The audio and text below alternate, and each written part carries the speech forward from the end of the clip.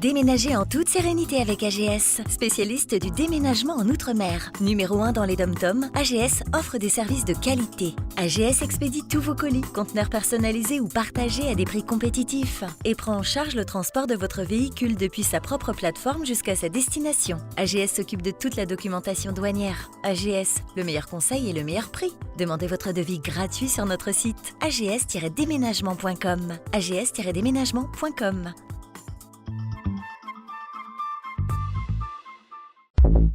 Réunion Actualité. Au programme de votre journal ce matin, jet de galets sur la 4 voies de Saint-André. Des automobilistes en colère ont tenu à témoigner de l'incident.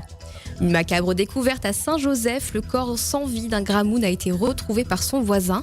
Vous l'entendrez dans ce journal. Nouveau cas d'harcèlement scolaire à la possession, vous entendrez le cri de douleur de cette maman. Et une facture d'eau faramineuse, une auditrice se retrouve à devoir payer 2 500 €. Côté météo, de la pluie dans le sud-est de l'île, mais un temps plus clément dans le nord ce matin. Les pluies s'estompent pour un temps plus sec et toujours nuageux. Toutes vos prévisions en fin de journal.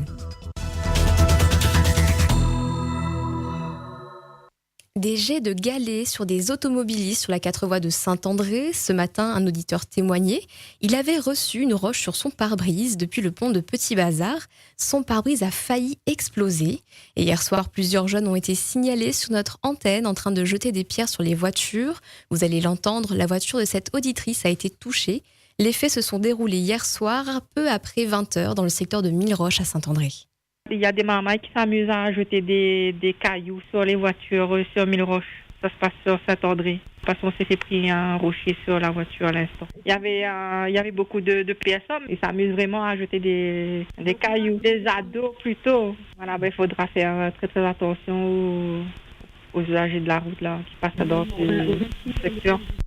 Soyez donc très prudents si vous circulez sur la 4 voies de Saint-André. Depuis hier, des jeunes s'amusent à jeter des pierres sur les voitures. Et si vous avez des informations, vous pouvez appeler le service radio-guidage de Freedom au 02 62 41 51 51. Une macabre découverte à Saint-Joseph, un corps retrouvé en état de décomposition avant-hier. Il s'agissait d'un homme qui vivait seul chez lui. Il était âgé de 67 ans. Le voisin du défunt nous appelait pour nous faire part de la nouvelle. J'ai un voisin en face de chez moi, de Saint-Joseph. Il est décédé hier et apparemment, je savais pas, il est en face de chez moi. On l'a retrouvé décédé chez lui. Le corps était décomposé. Et, les pompiers, SAMU, tout, c'est fini. Et apparemment, je sais même pas s'il y a un éveil, et c'est quand on est enterrement, je sais pas. On connaît rien. On est là, mais c'est un grand collègue à nous, un grand camarade à nous. La conjointe est venue chez lui. Maintenant, la porte est scellée. Son corps, il était chez lui. Et le défunt s'appelait Gilbert Mallet. Il était âgé de 67 ans. Son enterrement a eu lieu hier après-midi à la Plaine des Cafres. 6 jeunes courent derrière son fils collégien de 12 ans. Nous sommes à l'étang Salé, à la sortie du collège Simon-Lucas. Son fils doit son salut à un adulte présent sur les lieux. Mais il le dit, il y a un véritable problème à l'étang Salé. Il conseille aux parents de surveiller leurs enfants à la sortie. Moi, je vous appelle parce que apparemment sur l'étang Salé, il commence à avoir des problèmes. Il y a 6 jeunes qui a coincé mon petit gamin de 12 ans pour le frapper. Heureusement qu'il y avait un adulte et donc il a pu s'enfuir, quoi, je veux dire. J'ai déjà appelé des gendarmes. Ils m'ont dit comme il n'y a pas eu de violence, il peut rien faire. Et ça fait une semaine, ça dure, quoi, je veux dire. Il faut dire aux parents de l'étang Salé qu'ils fassent attention à leur gamin, quoi. Mon fils sortait du lycée Simon-Lucas à 12 ans et du coup il revenait à la maison et ces jeunes ils ont coincé pour le frapper, quoi. Ça va mal finir, quoi, je veux dire. Mais ils n'ont pas intérêt que c'est moi qui tombe sur eux, parce que ça va pas passer comme ça, hein. Et est-ce que vous pensez que ce genre d'agressions sont de plus en plus fréquentes ? Vos avis et témoignages sont attendus au 02 62 99 12 00, le numéro de la libre antenne. Harcèlement scolaire à la possession. Après la grand-mère de l'adolescent hier, écoutez sa maman à présent. Son fils a subi donc du harcèlement physique et virtuel depuis 1 mois par des camarades de classe. Insultes, coups dans la tête, humiliations sur Snapchat, tout y passe. Elle est en colère face au manque de mesures prises par le collège. Mon fils, il est scolarisé en 6e. Lors de l'inscription, j'ai annoncé que mon fils, il est autiste modéré. Il a un super potentiel. Sauf qu'il a un peu de mal à gérer ses émotions. Il connaît personne. Donc, il a voulu suivre des amis. Sauf que l'ami en question a commencé à lui mettre des coups dans la tête. Donc, j'envoie un mail pour signaler le problème.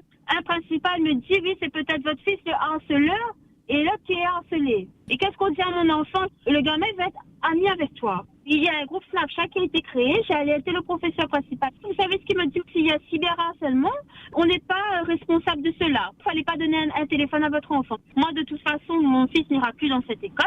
C'est suicidaire, en fait, de faire ça. Et on apprend d'ailleurs qu'hier, elle a porté plainte auprès de la gendarmerie et du rectorat. Elle souhaite que son fils soit déscolarisé.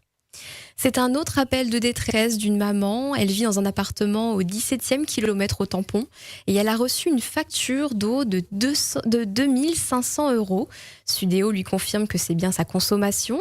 Un plombier est bien intervenu, mais il n'a détecté aucune fuite. Alors c'est désemparée qu'elle nous appelait. Elle ne peut pas payer une telle somme. Je précise que je n'ai pas de piscine et je n'ai pas d'hectare, de champ, de quoi que ce soit.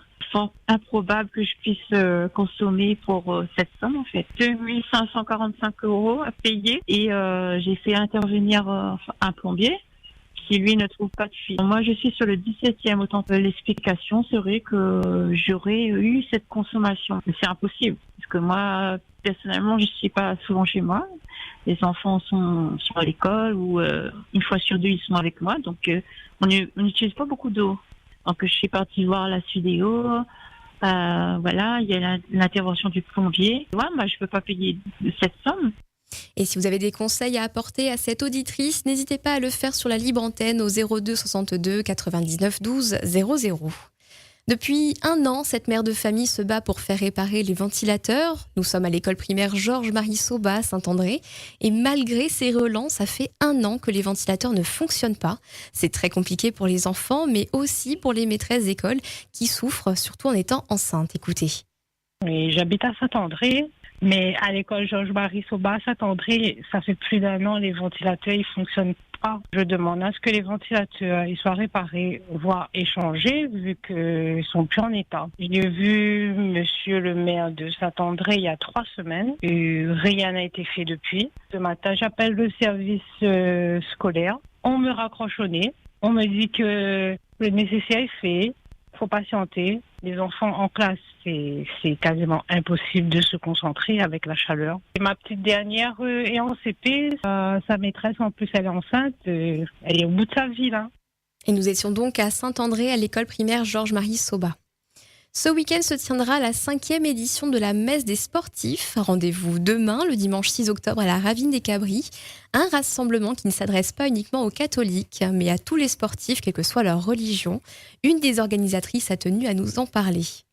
Des sportifs, des agriculteurs, des motards, et là c'est la messe des sportifs. Le 6 octobre à la Ravine des Cabris pour tous les sportifs, que ce soit footballeurs, handball, trayeurs et tout le reste. C'est la 5e édition là, cette année. Il y avait des sportifs. Au départ, on a demandé au curé, il était d'accord, mais ça a été mis en place comme ça, quoi. Mais la plupart du temps, ils viennent en short et les t-shirts des clubs ou la banderole aussi, les fanions, ils viennent avec, hein. C'est pas spécialement réservé aux chrétiens, aux catholiques. L'année dernière, on avait des musulmans qui sont venus. Ça nous a fait plaisir. À La Réunion, il y a le groupe interreligieux. Et là, dans le sport, on trouve de tout. Et quand on est dans les sentiers, on côtoie tout le monde. Et si vous y allez d'ailleurs, n'hésitez pas à nous le dire au 99 12 00. Outremernews.fr, le site de l'actualité Outre-mer, 24 heures sur 24 et 7 jours sur 7. Retrouvez la chaîne Outremer News sur YouTube.